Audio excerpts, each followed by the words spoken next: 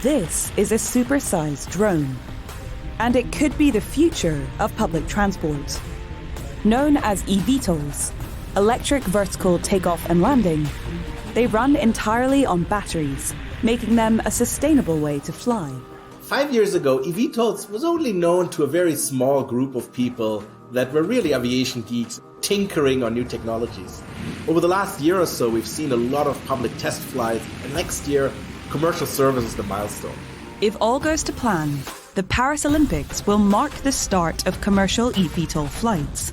Volocopter, the company running the flights, is hoping to transport tourists along 5 different routes at speeds of up to 110 kilometers per hour. We believe if we can fly in Paris, we can fly anywhere. This is also a start into a new area of mobility, allowing quiet, safe and sustainable vehicles to enter the city centers, which other vehicles can't.